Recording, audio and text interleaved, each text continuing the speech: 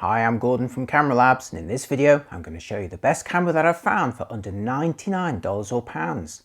Yep, at a time when it feels like most new cameras start at several grand, I wanted to prove that you can bag an excellent model in just double figures. I've picked the Nikon D80, a classic DSLR from 2006, which may now be 17 years old, but still delivers great looking photos with its 10 megapixel CCD sensor, not to mention sporting excellent controls and ergonomics. It's perfect for students, beginners, or anyone who appreciates vintage digital cameras. Now, we didn't realise it at the time, but the D80 would become the last model in its series to employ a CCD sensor, a technology valued by so many enthusiasts today.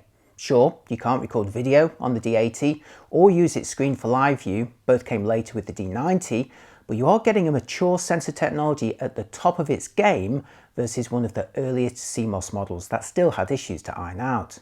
I've been tracking the prices on used D80s for some time, but I've become a bit wary of buying untested DSLRs blind from auction sites. While most of the vintage digital compacts I've bought for my Retro Dinobytes channel have sprung back into life given a new battery, I've now bought several old DSLRs which have arrived with fungus, mould or damaged viewfinder optics. So to reliably relive my 2006 DSLR fantasy, I turned to MPB, the sponsor of this video, where all their used cameras are not only tested with an honest evaluation and shutter count, but also come with a 6-month warranty. And in the case of the Nikon D80, there was no premium to pay for this peace of mind, with several used models in stock at the time I made this video in working order from just £50 to £80 depending on condition. I'm quoting pounds because I'm in the UK, but MPB also operates across the US and Europe. I decided to treat myself to one at the upper end of this scale, described as being in like new condition and costing £80 with a shutter count of just over 2,500 images, which I confirmed later in the meta tags. Bargain! It also came with an original battery and charger, both in working condition, with the camera menus reporting the battery as being close to new.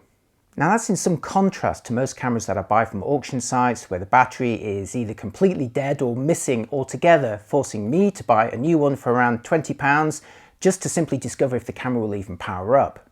I also ordered a pair of used lenses to go with it, a DX18 to 55 VR kit zoom and a DX35 1.8 prime, costing £73 and £84 respectively. They all arrived well packed and in excellent condition as described, and after charging the battery, I was good to go. Now, to get up to speed on the D80, I rewatched my original review of it from back in 2006. While I'd been reviewing cameras in print since the 90s, this was one of my first videos for YouTube and filmed in glorious square-shaped standard definition video with terrible audio. So let's take a mercifully quick look at what I said back then. Previously on Camera Labs. Here it is, the D80. It's a 10 megapixel digital SLR that's designed to be affordable but a step up from the budget models that are out there. It feels really comfortable and the grip is very secure. It's a little bit more expensive than its 10 megapixel rivals. There's also no anti-shake as standard in the D80, and with the 18-135, when you got it fully zoomed in, you've got to be really careful about camera shake. Ah, the good old days of camera reviews on YouTube, where a complete absence of competition meant that my poorly produced videos regularly scored 500,000 views, but I digress. So back in 2006, the D80 may have delivered similar quality to rivals like the Canon 400D or Rebel XTI, but represented a step up in build, handling and features. Plus, while Canon adopted CMOS technology for its consumer DSLRs from day one, Nikon had stuck with CCD, at least until this point. And even today, the D80 remains a classy and very usable camera, with its twin control dials, an upper information screen, and a generously sized viewfinder with LCD grid lines that can be switched on and off in the menus. I rely on grids and guides for aligning shots, and I love this feature on Nikon's better DSLRs, especially in the absence of composing with the screen on the D80. Beyond these features, I also personally felt that the D80 was the best in its peer group for ergonomics.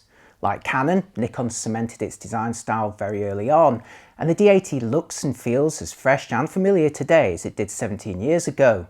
It's a camera you can pick up and get to grips with almost immediately, and everything is exactly where it should be. I'm also more than happy to trade video and live view for a CCD sensor today, not just for the image quality, but because it makes the D80 refreshingly simple. Even today's latest hybrid cameras struggle to present controls and menus that work really well for both photo and video. In contrast, the D80 only takes photos and was the last model in its series to do that. The menus are split into 5 sections for playback, shooting, custom settings, setup and retouch. From shooting, you can choose 3 levels of JPEG compression, with or without a RAW file, or RAW by itself, and those RAW files are still supported by the latest versions of Adobe Camera Raw and Lightroom. Best quality 10 megapixel images measure 3872 by 2592 pixels, letting you make 13 by 8 inch prints at 300 dpi, or crop for social posts, and begging the question whether you really need high resolutions. Inside the custom menu, you'll find the option to enable the viewfinder grid guides, as well as an option to set auto ISO. Separating auto ISO from the main sensitivity menu is about the only thing that feels a little bit odd compared to today's cameras, but I generally leave it enabled for my day-to-day shooting, so I was happy to set it and move on. Vintage digital cameras often catch you out in terms of odd batteries, obsolete memory cards and proprietary ports, but the D80 was forward-thinking enough back then to remain practical years later.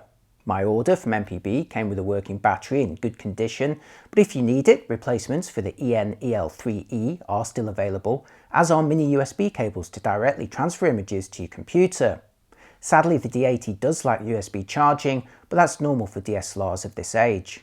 As for memory, the D80 employed standard SD cards and supported SDHC, which means a maximum size of 32 GB. I confirmed this in practice, with the D80 rejecting my 64 GB and larger cards, but working just fine with 32 GB and smaller cards. This 32 GB card could capture over 1600 best quality images in RAW plus JPEG mode. So, with the battery charged, an SD card inserted and the DX35 1.8 mounted, I hit the streets of Brighton to see how it performed today. As I talk about the experience and quality, I'll show you a selection of JPEGs straight out of camera using the default settings. As I mentioned earlier, the D80 is a very well designed camera which feels comfortable in your hands and is easy to control with its twin dials. It's also useful to view exposure details on the upper screen, the rear monitor or through the viewfinder. In the absence of live view, composition is with the optical viewfinder alone, but mercifully it delivers a large and bright view with the benefit of on-demand LCD grid lines, allowing accurate framing and alignment. Unlike some older DSLRs, I never felt the viewfinder was lacking. Likewise for the 11-point AF system, which delivers a step up in coverage and accuracy over the basic 9-point systems of rivals. The speed varies with the lens in question, and while the DX35 1.8 isn't the fastest in the system, it did feel quick enough for day-to-day use. Plus, if you prefer to shoot action, quicker lenses are available, and if vintage lenses are your thing, the D80 will also drive older Nikon models. Speaking of action, the D80's top burst speed of 3 frames per second is nothing to write home about today, but remember it comes from an era where even the semi-pro D200 only shot at 5 frames per second. Similarly, the top extended sensitivity of 3200 ISO is pretty modest by today's standards, but on the plus side, the images at 800 and 1600 ISO are still fairly clean. And while we're talking about Nikon's higher end semi-pro series, that's where you'll need to go if you want weatherproofing. Back then, only Pentax and Olympus were including weather sealing on their more consumer-focused models, so if you want a tougher model from Nikon from a similar period, look out for a D200 or a D300. As for the photo quality, I was prepared for the D80's exposure and white balance to show its age, but was pleasantly surprised to find virtually no issues or situations where I needed to overrule its automatic suggestions. Back in 2006, Nikon's matrix metering was already better than rivals, and it shows today with the camera easily evaluating most conditions. Likewise for white balance, with every image I'm showing you here taken in auto white balance and showing no issues, unlike some models of the same era. And while today's entry-level cameras boast 24 megapixels, I never felt my 10 megapixel images from the D80 were lacking in detail.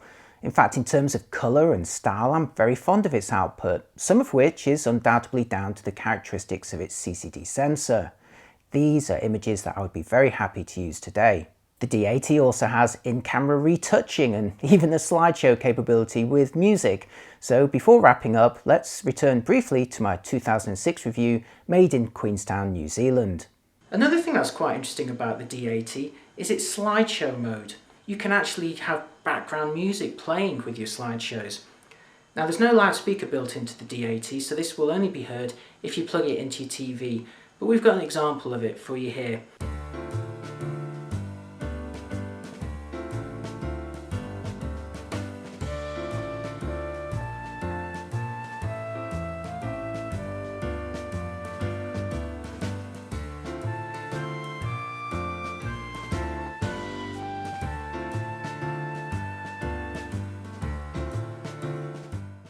It's testament to how much Nikon got right with the D80 back in 2006 that it remains a compelling proposition almost 2 decades later. Sure, the absence of video, live view and Wi-Fi, along with a modest top sensitivity and leisurely burst speeds, all reveal its age, but crucially none of this matters if you just want a quality photographic experience at a bargain price, indeed without the distraction and complexity of a modern camera. The D80 gives you a decent APS-C sensor, interchangeable lenses, good controls and a quality viewfinder for less than $100 or pounds on the used market. This is the model that I'd recommend to students, beginners or those on a tight budget who want to learn about photography or to try something different from their phone. It's also an attractive option for lovers of older technology, the last in its line to sport a CCD sensor, a technology highly valued by enthusiasts today for its tonal and colour reproduction. In fact, many DSLRs of the same period with CCD sensors now command higher prices on the used market, so I'd consider grabbing a D80 while they're still available in double figures.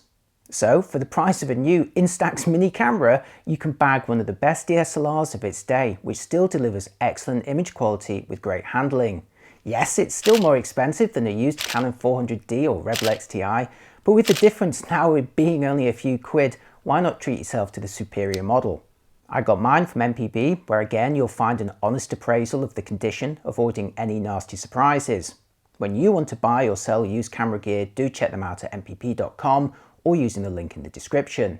And if you're into older cameras, be sure to check out my retro channel Dynabytes, where I tell the story behind classic models at the birth of digital photography. Thanks for watching and let me know in the comments what camera you'd pick for less than $100 or pounds. See you next time, bye bye.